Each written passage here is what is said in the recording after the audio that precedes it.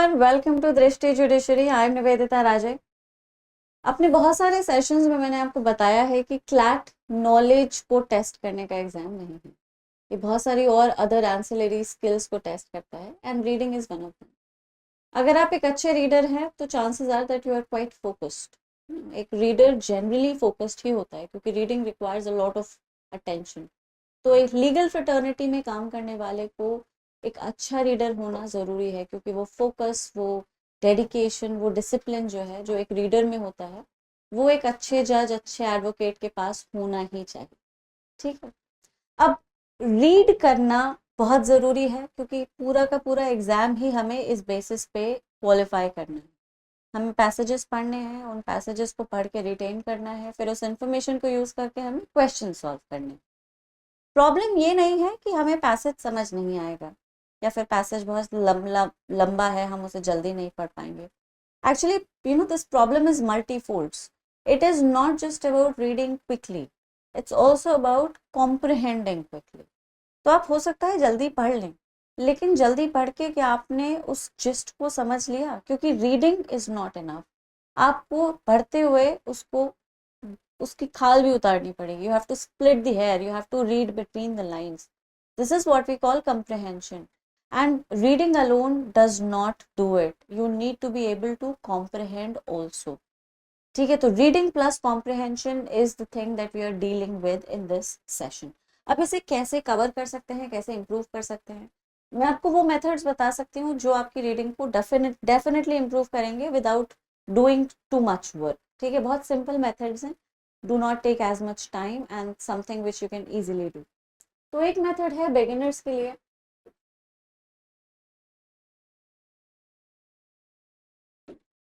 मैं भी आपको ये कई अपने सेशंस में मैं आपको बता चुकी हूँ कि न्यूज़पेपर से रीडिंग इम्प्रूव होती है, लेकिन बिगिनर्स के लिए ये मेथड काम नहीं करता।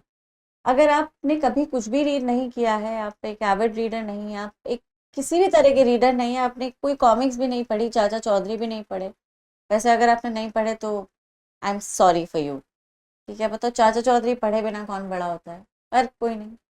ठीक, तो अगर आपने बिल्कुल कुछ रीड किया ही नहीं जीवन में कुछ, तो ये मुश्किल हो सकता है आपके लिए अखबार पढ़ना, है ना, क्योंकि वो बहुत बोरिंग होता है, रिडंडेंट होता है, और आप उतना सिंसियरली उस हैबिट से कि you might find it extremely difficult to stick to that habit. So what you can do is you can pick something that you like, which is not as scary or advanced, instead of picking something which is extremely economic based और philosophical, जिस तरह के हमारे CLAT के passages आते हैं वो हमें नहीं समझ आ रहे हैं, हम नहीं समझेंगे उनको, that's just too much for us. We will start with something mellow which interests अस। ठीक है, तो आप कुछ भी उठा लीजिए, आप पंचतंत्र की कहानियां उठा लीजिए, फेरी टेल्स उठा लीजिए, anything of your choice which is not comics.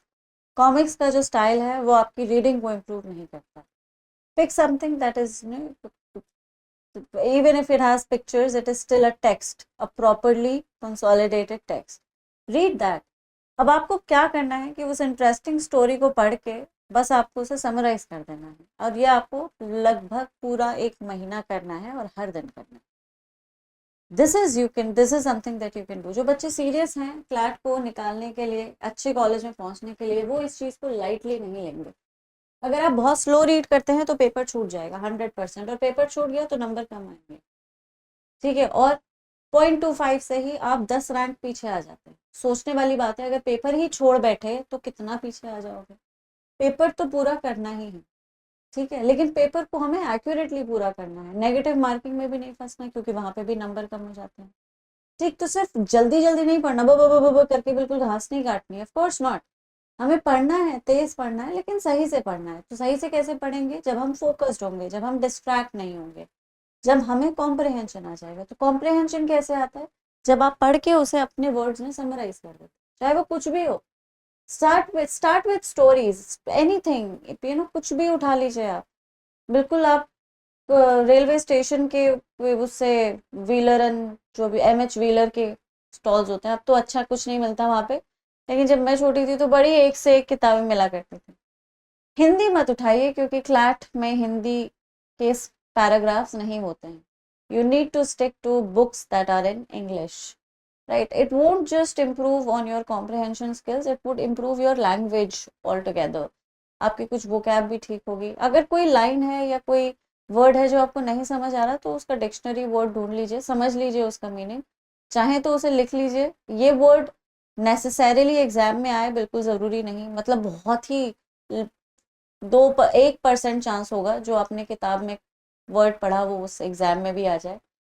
ठीक है, वो वर्ड्स थोड़े डिफरेंट होते हैं. RS अग्रवाल को सॉल्व करिए तो शायद वो कुछ वर्ड, इट्स वेरी डिफिकल्ट. मैं आपके इंग्लिश के टीचर आपको बेटर समझाएंगे कि वोकैबुलरी कैसे करनी. लेकिन अपनी पर्सनल वोकैब को इंक्रीज करने के लिए, so that you become good at this comprehension thing, it's necessary that you create your own dictionary. So whatever it is that you might find difficult, a word or a statement, try to comprehend it, है ना, try to figure out the meaning and write down the meaning, है ना. That would give you a lot of confidence. It would give you a confidence that you are able to read. अगर आप एक कहानी पढ़ के summarise करते हैं तो आपको बहुत अच्छा लगेगा, आप में अंदर से एक ज़ील आएगी कि मैं कर सकता हूँ, और वो ज़ील बढ़ती चली जाएगी. महीना भर करके देखिए इसको, अपने आप आपके लिए रीडिंग एक हवा बनना बंद हो जाएगी.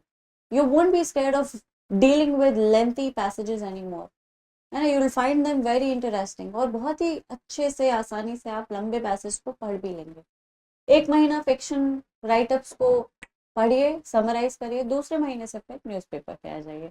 न्यूज़पेपर पढ़ना ज़रूरी होता है. न्यूज़पेपर में जो इन्फॉर्मेशन आती है और न्यूज़पेपर में जिस तरह की लैंग्वेज होती है, कुछ उसी तरह की लैंग्वेज है क्लैट के पेपर में भी. तो इसलिए you need to be how should I put it, you need to familiarize yourself with that style of writing also, and only newspapers can make it happen. So read newspapers after a month, do read them, but after a month. For a month you can stick to your fictions, your stories and etc. ठीक है. Advance readers के लिए, या जो average हैं या average से कुछ ऊपर हैं, उनके लिए न्यूज़पेपर्स ही ज़रूरी. ठीक है, आप यहाँ फिक्शन पढ़िए, ये only for students who are either average or below average. For students who are average and a little above average, newspapers are compulsory. Newspapers बहुत ज़रूरी हैं. आप न्यूज़पेपर्स के अलावा और कोई तरीका नहीं सेलेक्ट करेंगे अपनी रीडिंग स्किल को इम्प्रूव करने का. आप बिल्कुल फिक्शन नहीं उठाएंगे, आप एडिटोरियल्स उठाएंगे. आप एडिटोरियल्स पढ़ेंगे, आप उन्हें समराइज करेंगे. समरी क्या करती है? ठीक है, समरी बेसिकली आपको स्किम करने की एक एडिशनल स्किल देती है. हालांकि ये स्किल डेवलप होते होते टाइम लगता है, कुछ मंथ्स लग जाते हैं, 3-4 महीने लग जाते हैं, लेकिन स्किमिंग की एक आदत हो जाती है. जब आप समरी क्रिएट करने लगते हैं तो आपको पैसेज पढ़ना आ जाता है. You are not reading it just to read it, you are actually reading it to understand it. दिमाग ऑटोमेटिकली उस जोन में शिफ्ट हो जाता है कि मुझे इसको समराइज करना है, तो मुझे इसकी तह तक जाना पड़ेगा. तो वो ऑटोमेटिकली फोकस करेगा, वो उसकी लाइंस में हिडन मीनिंग सर्च करेगा और आपको समरी लिखने में मदद करेगा. पैसेज भी आपको इसी तरह से पढ़ना है. ठीक है, this is how you do it, this is how you start. जैसे जैसे आपकी रीडिंग इंप्रूव होने लगती है, आप पैसेजेस को जल्दी पढ़ने लगते हैं, कॉम्प्रिहेंशन भी बेटर होने लगता है, वहीं पे आप फिर स्किमिंग शुरू कर दीजिए. स्किमिंग में क्या होता है कि पैसेज में आपने सिर्फ नाउन, प्रोनाउंस, एडजेक्टिव्स पे फोकस किया है. हालांकि मैं 11th-12th के बच्चे को कभी स्किमिंग की राय नहीं देती, लेकिन कुछ बच्चे हैं या कुछ लोग हैं जो आपको मतलब स्किमिंग के बारे में बताएंगे. Skimming is something that takes years to develop.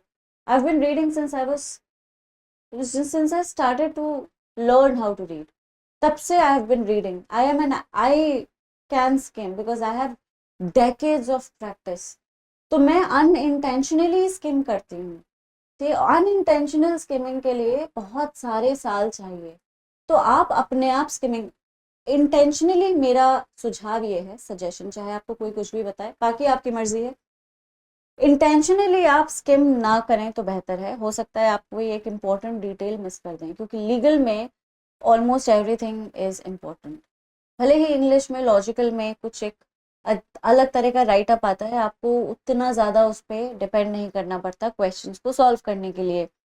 ठीक है, एक ओवरऑल बेसिक सरफेशियल रीड भी आपको क्वेश्चन सॉल्व करने में मदद कर देगा. लेकिन लीगल में थोड़ा सा ये प्रॉब्लमैटिक हो सकता है, और लीगल ही सबसे बड़ा ही सेक्शन है, सबसे ज़्यादा मार्क्स उसी से आते हैं. तो इसीलिए स्किमिंग आप इंटेंशनली मत कीजिए, पहले आप अपनी रीडिंग स्किल को बेटर कर लीजिए, अपने आप ही जल्दी जल्दी पढ़ने लगेंगे, स्किमिंग की ज़रूरत नहीं पड़ेगी। इंग्लिश और लॉजिकल के दौरान अब आप इस चीज़ को ध्यान में रख सकते हैं, you can focus on nouns and pronouns and adjectives, and you can just avoid auxiliary verbs, prepositions, conjunctions, etc.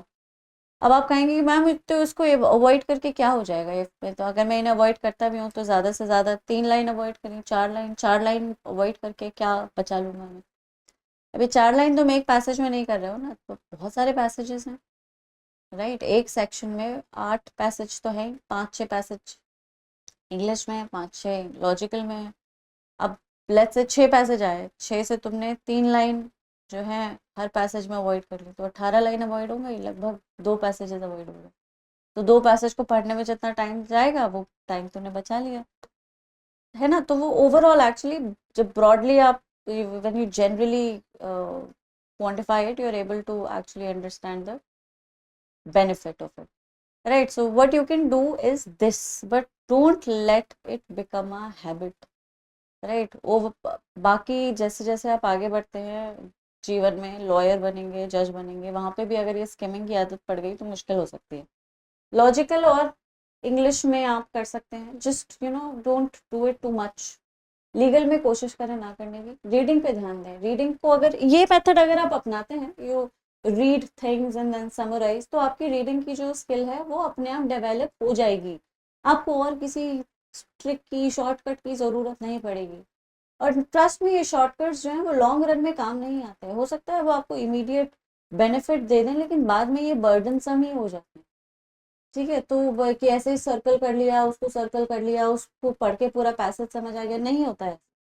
आप ट्राई कर सकते हैं, I am not saying that it does not work at all, it might have worked for some people, it might have helped them a lot, of course, but it cannot be a general thing, just students who can do it are good readers to begin with. I can do it, I can very confidently do it because I am a very good reader. I can finish a book a day, ठीक है, एक दिन में एक किताब खत्म कर सकती हूँ मैं, तो मैं कर सकती हूँ ऐसा, स्किम कर सकती हूँ, क्योंकि मुझे फिर भी किताब पूरी समझ आ जाएगी, किताब पढ़नी आती है मुझे।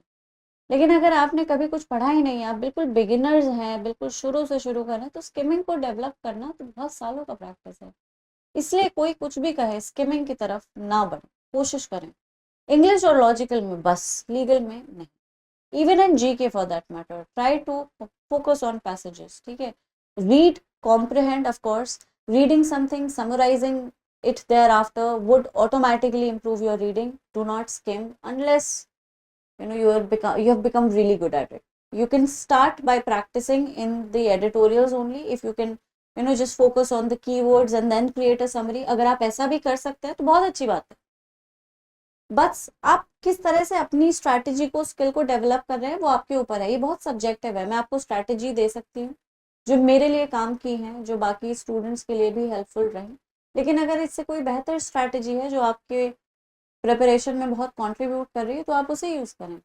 अगर आप कीवर्ड्स को अंडरलाइन करके, चाहे वो किसी फिक्शनल राइटअप में या किसी न्यूज़पेपर के एडिटोरियल में, कीवर्ड्स को अंडरलाइन करके या सर्कल करके आप पूरा समरी क्रिएट कर रहे हैं और वो बड़ा एक्यूरेट समरी है, तो बहुत अच्छी बात है, आप स्किमिंग की तरफ जाइए, यू डू इट, है ना। But do it only after you are actually reading it properly, you have actually understood how to read.